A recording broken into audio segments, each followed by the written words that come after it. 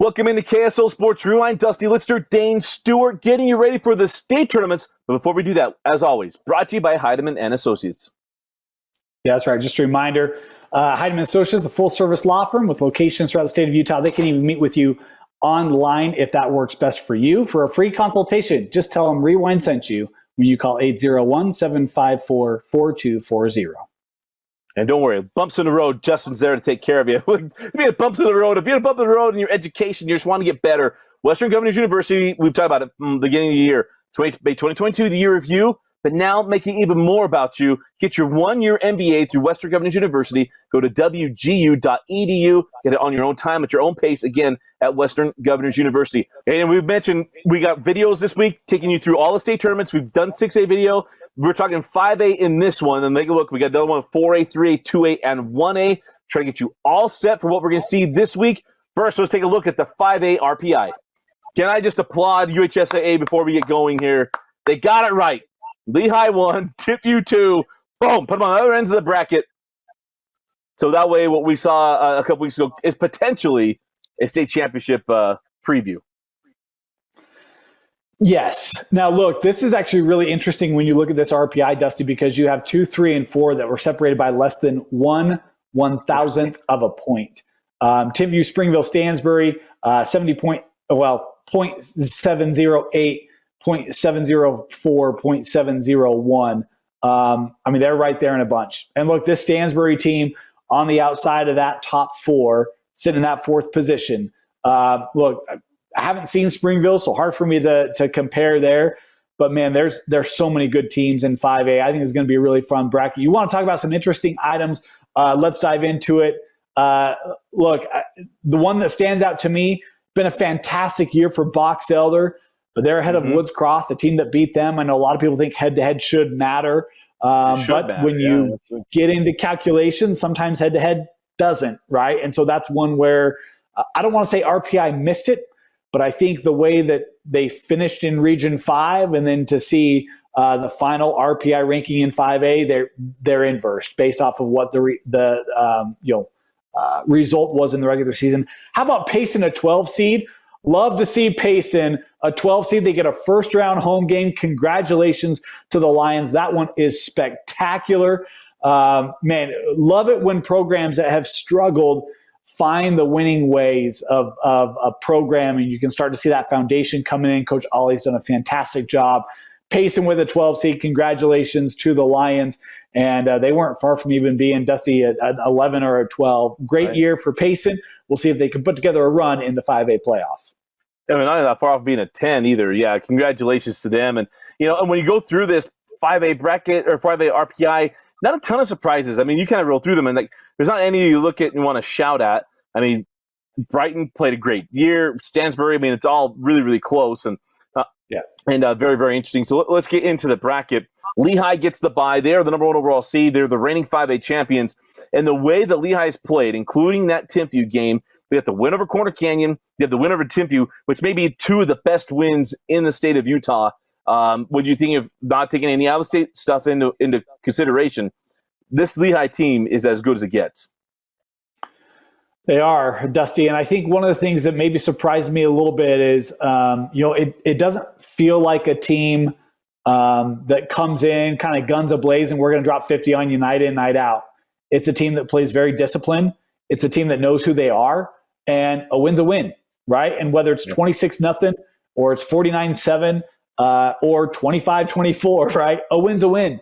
And that's tough. It's a team that's been proven. They've had to go through the gauntlet. They've had to come from behind against Corner, against Timpview. You talk about 2 of the biggest wins in the state this year. Man, this Lehigh team has done everything they've asked them to do. They return a ton of experience off last year's state championship team.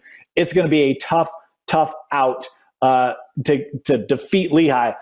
But I'll tell you, this bracket, it's not going to be easy for them. Not going to be easy for them to repeat. There's a lot of qualified teams here in 5A. Mentioned before, I think it's going to be a great tournament. I do. And there's going to be some battles that they're going to have to go through if they want to repeat as state champions. Yeah, so let's start with who's going to play into their part of the bracket. Timpanogos and Park City. Timpanogos came out this year, played really, really well to the Payson game.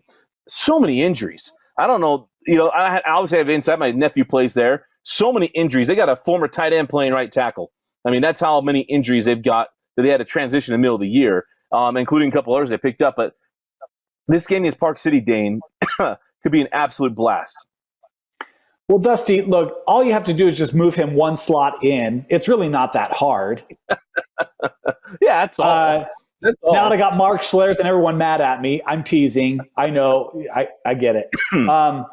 Look, this is an offense, Dusty. You talk about injuries. There's a lot of teams that are throwing their hat into that ring this year. Oh, absolutely. There's been a lot of injuries to key guys this year, right? And I don't say that to minimize Timpanogos, but when you get impacted the way they do, it changes the dynamic of their offense. And, I mean, we've had people that have reached out to us like, well, Timpanogos is like, no, you don't understand.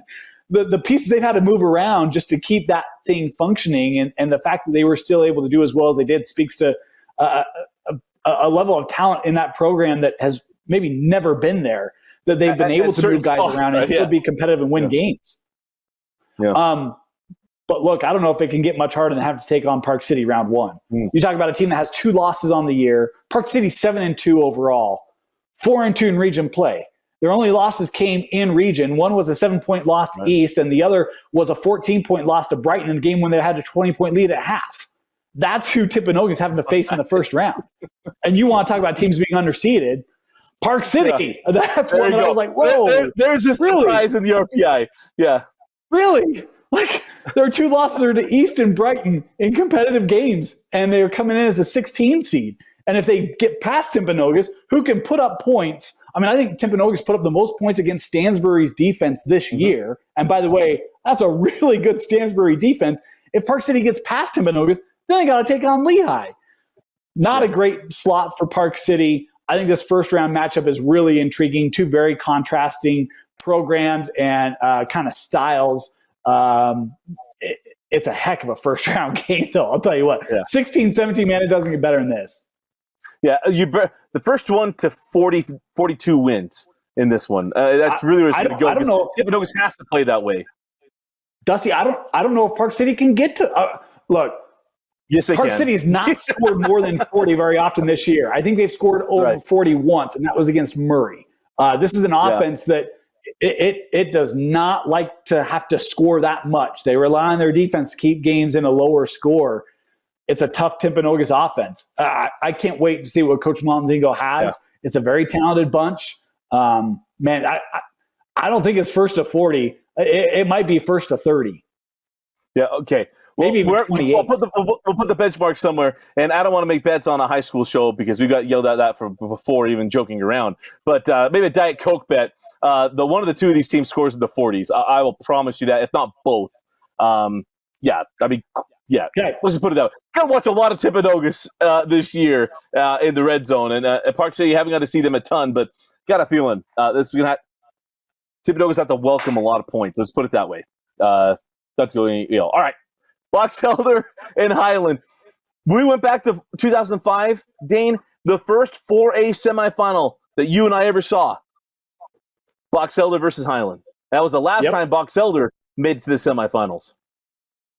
And this is a Box Elder group, Dusty, that, man, the way they play, they could get there. Look, you look at a guy like Dak Sumko. I think I saw his final stats, 1,498 yards rushing this year, I think it was. Man, that's remarkable. And then you got old Inspector Gadget and Cole Mortensen, who does everything for you. You've got, you can leverage a guy like Jackson McKee off that tight end position. By the way, you've got Easton White, who can run the football as well. Cousins with Dak Sumko, and a defense that just does not give up a lot. This is a really, really interesting matchup for Box Elder. And you talked about the last time they were in a semifinal. How about this, Dusty? 7 wins for Box Elder this year. That's the most since 2018. And if they got to 8, that would be the most since that 06 season when they went 10-3. So this is a program that has had the type of success that we have not seen from Box Elder in almost 20 years. It's been a fantastic year for the Bees. Yeah, absolutely spectacular. Coach Robbie Gunner's done a great job of resurrecting that program. And for Highland, it's a spot where they're trying to rebuild. This is one of the more proud programs in the state's history, just trying to get things back right. This is a tough matchup for them. Box Elder, I know there's someone part of the Rewind staff that has believed that Highland could be a fly in the ointment to somebody in the 5A bracket. Just putting it out there. All right, then. Interesting. He's kind of the I'm trying to think of the guy who goes on Colin Cowherd all the time. It's he watches more tape than anybody. Watches more tape than anybody. Greg Cosell.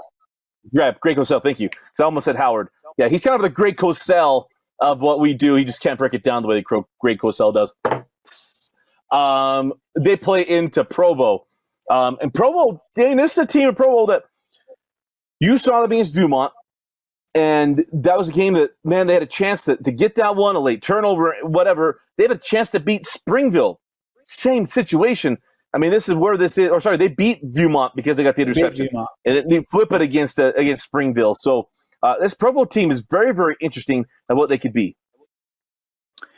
Yeah, it is. It's a team that really, Dusty, when you look at them, if they cut down on some of the miscues, man, what a year. I mean, an 8 seed for the Bulldogs, a team that went 6-3, of course, lost to Grantsville in the non-region schedule. And then, the pair of region losses, Spanish Fork and Springville. But to your point, Springville, they're right there in that game. And if it's not for, play here or play there, they have an opportunity to beat the Red Devils. And that's the number 3 team in 5A. So they've shown they can compete with the top. But it's about putting together for a full 48 minutes. Condi's done a great job as this year has gone on. He's gotten more comfortable in the offense. That defense, man, they do a really good job of locking you down. Some familiar Provo names anchoring that Provo defense. It's a good bunch. And look, Provo Box Elder, that could be a heck of a contest between a couple of teams that have not had a lot of success in getting to a quarters or a semi. And, man, it'd be awesome to see that in the second round. Of course, that's only if Highland Provo would be awesome too, because that was one of the first championship games you and I did. Of course, that was basketball, right? That's fun. But, man, this Provo bunch, they're ones that I don't want to say they've been written off all year, but I think maybe been overlooked a little bit just because they've been in Region 9, and then 2 with Springville and Spanish Fork. They've kind of been an afterthought. But if you don't prepare for Provo, you're going to be watching them walk out with a dub. No, it's absolutely interesting. It'll be so interesting to watch where that goes. They play into Lehigh for a chance to go to the Bicycle Stadium. All right, so we go to the next part of the bracket, bottom left. Stansbury, you and I are on record that we think that Stansbury is the 3rd best team in 5A. There's many people who don't believe us. That's fine. But this is a team that if they can get Helu back, why would they need Helu back? Brock Wilson scores 8 touchdowns, the second most ever in a single game in state history. Folks, the record is 10. He had 8, and there's a slew of them that have 7. They are rolling right along. So Brock Wilson, on Twitter, it was reported he had 9 touchdowns. On box scores, it was reported 8. So I think 8 is going to be the official number. But Dusty, when you look at his night against Timpanogos, how about this night? He had 25 carries for 203 yards rushing and 6 rushing touchdowns. Yep. Well, he scored 8 touchdowns, so that was 6 of them. Yeah, the other 2 came through the air where he had 6 receptions for 205 yards. He had 400 yards of offense. Right. And by the way, he plays defense too. Had a pair of interceptions against Payson. Like, this kid is a mauler. And look, I think Halu's going to be back. But, man, you talk about an offense. You got Halu, Hamilton, and Harris, Triple H. Now you factor in Brock Wilson, who, man, throw him in the backfield with Halu. It's like it's anyone's guess where this is going to go. Right. And now you got a guy like Easton Baker flying around defensively as well with Brock Wilson. This Stansbury team, they're loaded, folks. Their top-end talent is as good as anyone's. It is going to be a really tough team to overcome in 5A. And, man, I can't wait. They're going to get tested, right? They're going to have some good games coming up. But for people who feel like, they're Region 7, that's not a very good region. It's not a bad region, but Stansbury is really that good. And I think they're going to have the chance to prove it here in the playoffs. Yeah, what you learn in 5A is really you have in each of the regions, you got a couple of teams that are at the top of the class, and then you have some teams that are right in the middle there, and they're trying to fight it out. And that's what's going to make this bracket so much fun to watch, because within this state tournament, there's a bunch of teams going to play really close, including this one, Cedar Valley and Viewmont. This will be our Game Night Live Rewind Game of the Week. Dane and Moose will be there. By the way, I should mention that the Payson game we'll get to here in just a minute is going to be the Game Night Live Game of the Week with JJ and Sly. So there's a reason why we're hanging out in 5A. This bracket's going to be a lot of fun because where this goes. So Cedar Valley and Viewmont, points will be scored hanging out at Aviator Stadium. You want to talk about a team that's been overlooked, Dusty? Look no further than Cedar Valley. I mean, we talk about Region 7. Look, I mean, they finished second in that region, 6-1. The lone loss in region play coming to the Stansbury Stallions. And it's a program that, doesn't have a lot of history in it, right? But, man, they've got their first 1,000-yard rusher this year in Clayson Jenkins. Young man ran for almost 1,100 yards over the course of the regular season. It's been a really good ground game for the Aviators. And by the way, they've also thrown for over 2,000 yards on the year with Cooper Thompson. So, look, I think this is a group that we haven't talked about a lot, largely because we haven't seen them very much. Have had some good battles this year, an overtime win over Payson, I believe it was. But, man, you look at this Viewmont group and Coach Drew Jones. First of all, you're going to want to tune in Friday night because Coach Jones, he's going to bring a new look to the sidelines. That's all I'm going to say. Okay. That's called a tease. Join us on KSLSports.com Friday night to see what I mean. He's got a new look coming to the sideline. Is he coming out in the Al Davis all-white jumpsuit? Is that what you're saying? I will not share, Dusty. You're going to have to tune in. He still owes me my Raiders Tula hat, but I'm guessing, I'm throwing it out there. I'm guessing he's going Al Davis all-white. That's what I'm going with. Maybe he has glasses and he wears the Costanza thing at the canasta stuff. Yeah. He could be drenched in velvet for all I care. He sent me a picture of it, Dusty. You're going to want to tune in. I'm just saying. Coach Jones, love you, brother. Man, this is going to be a heck of a game. You talk about Luke Jacobs. You talk about their options on the outside. Man, this one, to your point, we can see a lot of points being scored in this one. It's going to be a fun battle. It's going to be an absolute blast. And then I teased it before, Payson and Olympus. This game will be on KSLSports.com as well. JJ and Sly will be there.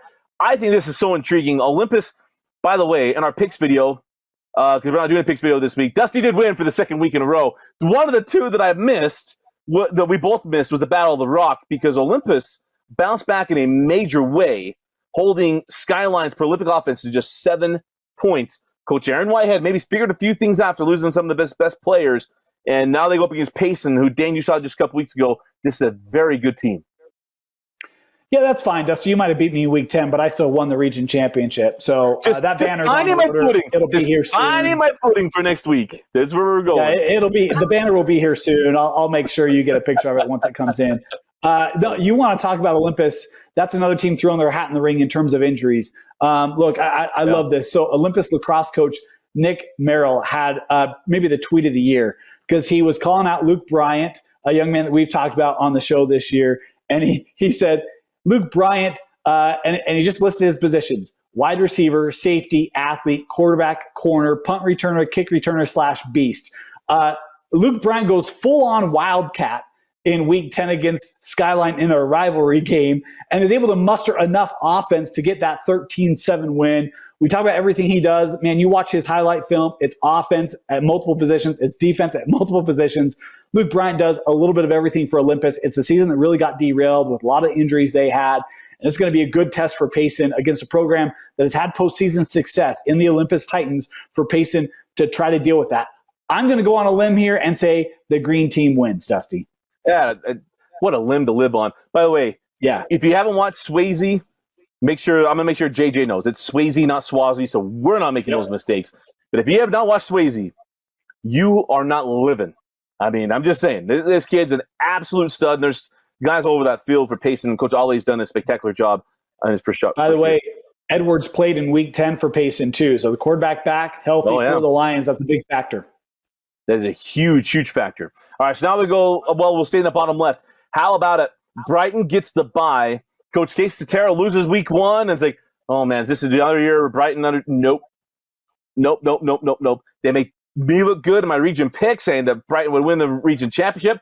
Bam! And then they get the first round bye. Coach Cedar has Jackson Johnson and his crew, Case Gurr, playing great football going into the state tournament. You want to know what's crazy, Dusty? Coach Cedar, I thought he'd go into Brighton and they'd have a really stingy defense. They'd be really good. They had the third scoring offense in 5A this year. So you talk about Jack Johnson and Matheson and Gurr and all that. Like, man, apparently he was paying attention when he was on the sidelines with Coach Kerr, because Brighton gets it offensively, man. They do have a very good defense, but that offense is scoring a ton of points for the Bengals. Been so impressed with how we've seen that program come along over the course of the year, where they were with week one, where they are coming to the playoffs. This is a group that can throw their hat in the ring in terms of competing for a 5A state championship. Yep. And then we go to the bottom right bracket. Orem and Uinta, LR3, where they were and where they're going now. They played pretty well against Lehigh. I'll put it out there. They did. Yep. Played really, really well. And if they had them in for Katie and Sweat's interception and then kickoff return for a touchdown, that game's a little different. But this is a team in Orem that can be scary. By the way, they're right where they want to be. RPI ranking at 10 to 12 range is sitting right where they want. But they, too, have not missed a semifinal, I think, since 2014, somewhere in that range. Been a while. Yeah.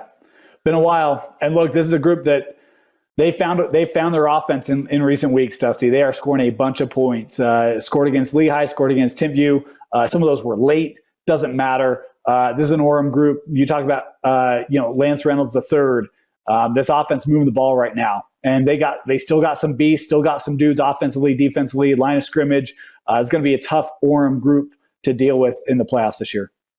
Yeah, Roger Seliaponga, by the way, congratulations on picking up the offer from, by the way, UT, baby. How about it? Go and get an offer from Rocky Top the week of the game. He might be the good luck charm. Come out west, it's got to be. Offer from Utah. Yeah, Josh Heupel says, look, I played at Snow. I coached Utah State. Why not? Just go jump into the old Beehive State. But congratulations to Seliaponga. By the way, the buy on this end is Bountiful. Dan, we spent a lot of time talking about Bountiful. And maybe Corbin Cottle plays, maybe he doesn't in the state tournament. They were hoping to get him back. They got the bye week, which buys them another week to hopefully get him healthy. But they've proven they want and need Corbin Cottle, but they don't have to have him to have success. Well, they have found other ways to make it work, and a lot of that has been through the defense. Look, that defense has been lights out, Dusty. And, I mean, you look at, the last couple weeks of the year, it is tough to score against Bountiful. And if you don't give up a lot of points, then you don't have to score a lot of points. And that defense has been locked in, flying around for Coach Freck. I don't know what the Cottle status will be. Geilman has done a really nice job of managing that offense. They've had other contributions out of that backfield. But you look at a guy like Satuala, man, he is a nightmare to deal with. They had some injuries as well. They were trying to fight through, not quite certain the status of some of those. Obviously, Cottle, but there were a couple others there offensively. But Satuala can be a real matchup problem on the offense and defensive side for opposing teams. He's going to be a young man to keep an eye on. Yeah, it's going to be very interesting to see what happens there. And if Bountiful does get Orem, that's going to be a rematch. Last year's quarterfinals, that was a great matchup as well. Then we go to the next spot. Bonneville and Alta. What is this, basketball tournament time? Rematch of last year's quarterfinals in the basketball state tournament, which was a blast. But this will be a very interesting matchup between the Lakers and the Hawks. Will be. And look, for Bonneville, a team that I think a lot of people, including us, Dusty, picked them as a Region 5 champion. And, they lost to Bountiful, and then things kind of got sideways on them. And it took them a little bit to try to figure that out. I think they're coming in feeling a little bit better about themselves. But this Alta group, I mean, you talk about a team season kind of getting rerouted, significant injuries early on in the year. Certainly, has the ability to kind of disrupt a locker room and psyche and all those things. It'll be interesting to see if Alta come in and just kind of start afresh. A program that's had a lot of success in the postseason in recent years. We'll see if they can kind of find some of that magic from prior years here in a first-round matchup against a really good team out of Region 5. Yeah, I'd be very interested to see that on that one. They played in Springville, and for Springville, this is a team made the state championship game a year ago. Ryder Burton becomes a notoriety because of the offer from BYU. Walker Didi and he connect on that. But this has been all about the underclassman, Tavita Valetti, who leads the state in rushing yards, but he leads the state in rushing carries and touchdowns. And anything that has to do with running the football, Tavita Valetti is the leader in the clubhouse. Yeah, he's been a tough young man to stop. And you factor that in with a guy like Ryder Burton, who can throw the football, has had successful weeks this year doing that, thrown over 300 yards in games this year. So it's an offense that can put up points, but man, they really, it feels like they really want to beat you on the ground and just maul you over play after play after play. They've had a lot of success with it. If you fall behind to Springville, you're going to have a tough time coming back. It's a group you got to be ready for out of the chute. Very love the balance that we see from them, the way that they attack you on the ground, through the air, Walker Deedy and others. There's a reason why they went undefeated in Region 9, Dusty. Just the one loss on the year, 3 seed in 5A. This is a really good Springville team. No, absolutely. And all that, you better put them away. Ask Bountiful. They thought they had them. Yep. And then Walker Deedy from Ryder Burton, part D, happened. All right, so then we go to the next spot. Woods Cross and Wasatch.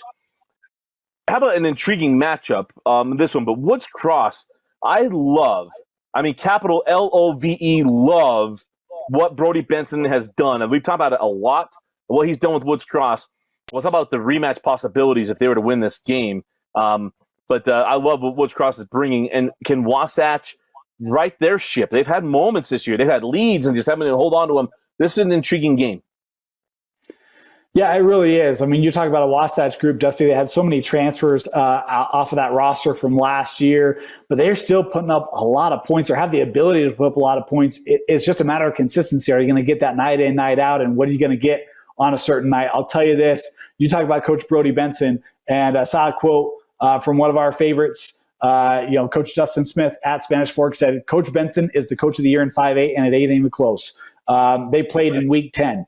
And so he got to see it from the sideline. You talk about a culture change at Woods Cross, a program that did not have a lot of success last year in the first year. It takes some time to kind of understand that new offense, get comfortable with it. Man, they are comfortable in it. And that defense has been extremely impressive for the Wildcats as well. This will be a really fun matchup. Two offensive with very contrasting styles going toe-to-toe in the first round.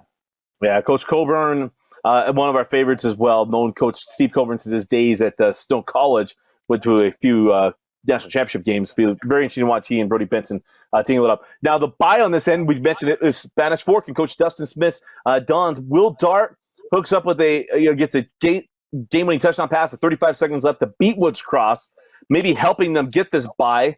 This is very, very interesting that we could get a rematch potentially of Woods Cross and Wasatch. No matter what, it's a rematch for Spanish Fork because Wasatch is a region foe. But you get Wasatch, Spanish Fork, Woods Cross, Spanish Fork in the second round. I mean, sign us up.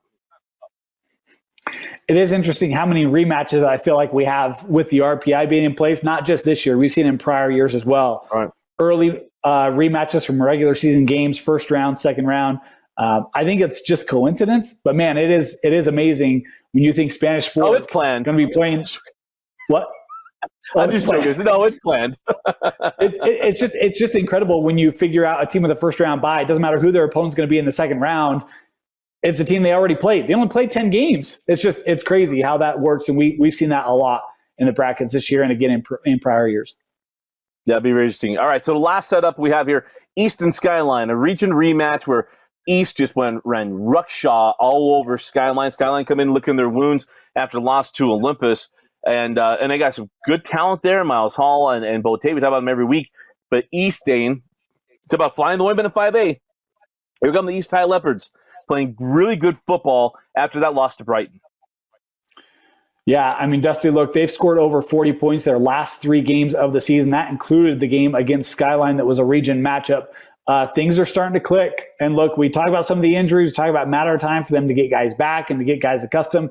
Man, McCormick has been fantastic. Young man pressed into playing the quarterback position this year, can sling it. He's understanding how to run that option more effectively every week. He gets better and better. And look, East is always going to be physical, right? They've been physical again this year. They were physical in the first matchup against Skyline. This is probably not the matchup that Skyline wanted in the first round, but it's the one that they'll get. Yeah, we're going to see what happens there. Did you learn anything from the previous week or not? And sometimes just that the scheme and everything else would be too much. Now, they play into Timpview. And then get an idea of East versus Timpview. By the way, before it was East Timpview, way back when, back in the dark ages of the late 80s, early 90s, it was Skyline and Timpview that was a perennial matchup to win state championships. And so either way, it's a fun historical thing for nerds like myself and you in the preps world. Yeah, look, this Timpview team, Dusty, you talk about, they got kind of the monkey off their back week 1 with a win over Lone Peak, and then, run into a couple of losses over the course of the season, still really physical up front. I think they're still coming into this tournament, with eyes set on the target, right? But if they have to deal with East in that second round, that would actually be a really interesting game. And you can go back to even recent years where Timpview East at Rice Eccles, in the playoffs. Feels like those two have a lot of postseason familiarity with it. But it's physicality against physicality. And, man, that would be a game where a lot of guys coming out with some pretty severe bruises afterwards. But, look, this Timpview team built on the run. They've lived into that. It'll be interesting to see because you got Kasuga, who's that freshman, or Villa at the quarterback position. This would really be kind of some cutting new teeth for either one of those young men to try to lead Timpview in the playoffs.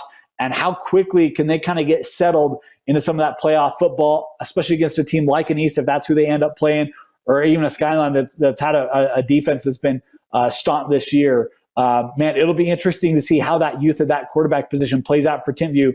They've shined in big moments so far this year. Can they continue that when the pressure's on?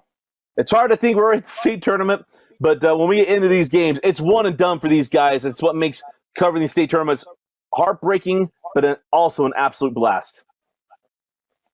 Yeah, I can't wait, Dusty. We've got a great tournament set up for this year. Obviously some favorites, but there's always teams that just find ways to mess things up for the favorites, and we'll see who's able to get that done this year. Absolutely. And also want to remind you that all your streaming championships are right here on KSLSports.com. Look, coaches, if we hold all the games at 6A, we do all kinds of fun stuff. Red Zone, myself and Jeff Hansen. Dane's going to have his games of the week. We're going to send out our crews for as many streams as we could possibly do to make sure we get the best coverage we absolutely can. But you can see all of it. If it's from Rewind or from some of the other vendors right here on KSLSports.com, your home for all-night championships. For Vince Francis and Dane Stewart, I'm Dusty Lister. Thanks for joining us and for watching KSL Sports Rewind on KSLSports.com.